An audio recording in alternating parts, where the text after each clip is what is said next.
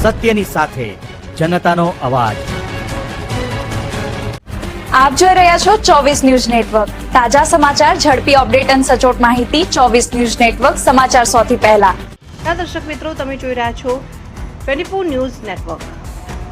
બનાસકાંઠા જિલ્લાના વડગામ તાલુકાના કોડિયાલ ગામમાંથી એક ચોંકાવનારી ઘટના સામે આવી રહી છે।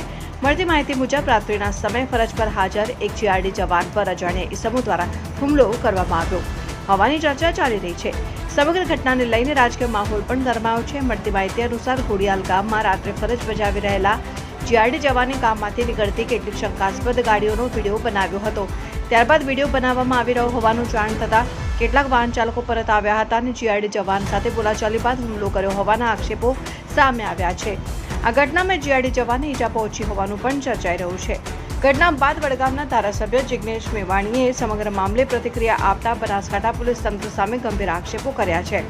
તેમણે જિલ્લામાં કાયદો અને વ્યવસ્થાની સ્થિતિ અંગે સવાલો ઉઠાવ્યા છે અને સાથે સોશિયલ મીડિયામાં વાયરલ થઈ રહેલા કેટલાક વિડીયોને લઈને પણ ચર્ચા જોર પકડી રહી છે।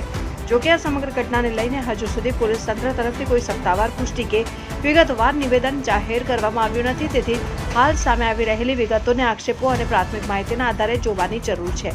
હાલ સમગ્ર મામલે પોલીસ તપાસ અને સત્તાવાર માહિતીની રાહ જોવામાં આવી રહી છે। ઘટનાની સાચી હકીકત તપાસ પૂર્ણ થયા બાદ જ સ્પષ્ટ થઈ શકશે।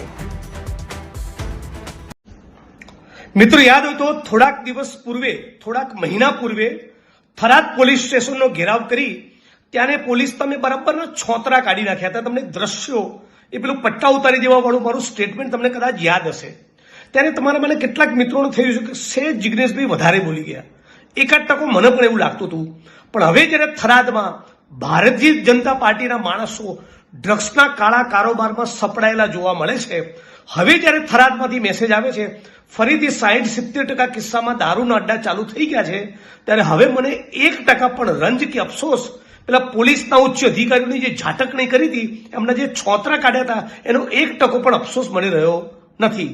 આ જ પ્રમાણે 2-4 દિવસ પૂર્વે મારી વિધાનસભા વડગામના પીલુચા પાસેથી મોડી રાત્રે 45 જેટલી દારૂ ભરેલી ગાડીઓનો કાફલો લઈને બુટલેગરો એક પછી એક 45 ગાડીઓ લઈને નીકળ્યા।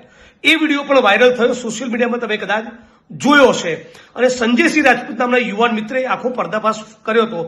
આજ દિન સુધી એની કોઈ યોગ્ય તપાસ કરવામાં આવી નથી। અને એના પછી ગઈકાલે મોડી રાત્રે ઘોડિયાલ ગામેથી 9 ગાડીઓનો કાફલો નીકળ્યો અને જીઆરડીના જે જવાને એનું વિડીયો રેકોર્ડિંગ કર્યું, એ ગાડીઓ જાય છે અને રિટર્ન આવે છે 10 થી 15 મિનિટમાં અને એ જીઆરડીના જવાનને બરાબર કૂટી નાખ્યો છે।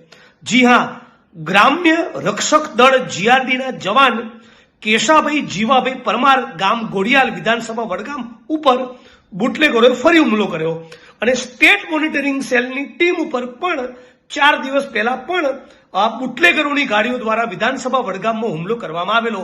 મતલબ કે આ પોલીસ એ મારી ઝાટકણી ખાય, હું એમની સામે એગ્રેસિવલી કચકચાઈને લડું, એ લાગના જ છે, એ દાવના જ છે। એટલે બધા મિત્રોને કહેવા માંગુ છું કે મારી ભાષાની ચિંતા કરવાના બદલે સત્ય અને ન્યાયના પડખે ઉભા રહો અને બનાસકાંઠામાંથી ગુજરાતમાંથી દારૂ ડ્રગ્સનું દૂષણ એ કાયમ માટે નાબૂદ ન થાય ત્યાં સુધી સાથે મળીને લડવું જોઈએ। હું માગણી કરું છું કે આ ઘોડિયાલવાળું જે પ્રકરણ બન્યું છે, ઘોડિયાલના જીઆરડીના જે જવાન ઉપર બુટલેગરો દ્વારા ઘોડિયાલ મુકામે બુટલેગરોની ગાડીઓનું વિડીયો રેકોર્ડિંગ કરવા બદલ જે હુમલો કરવામાં આવ્યો, તાત્કાલિક અસર તેની તપાસ કરી જે પણ બુટલેગરો છે એની સામે ગુનો દાખલ કરવામાં આવે અને એ હદ વિસ્તારમાં કોની જવાબદારી બને છે, એ પીએસઆઈ હોય, પીઆઈ હોય, એસપી હોય, આઈજી હોય, કોઈ પણ અધિકારી હોય, એ બધાનો સરકારે ખુલાસો માંગવો જોઈએ અને બધાની સામે પણ ઇન્ક્વાયરીનો ઓર્ડર કરવા જોઈએ, જરૂર પડે સસ્પેન્ડ કરવા જોઈએ, જરૂર પડે ફોજદારી ગુનો દાખલ કરવો જોઈએ। એવું રાજ્યની સરકાર જોડે, ગૃહમંત્રી જોડે અને રાજ્યના મુખ્યમંત્રી સમક્ષ રૂબરૂ મળી પણ માગણી કરવાનો છું, વિડીયોના માધ્યમથી પણ માગણી કરું છું।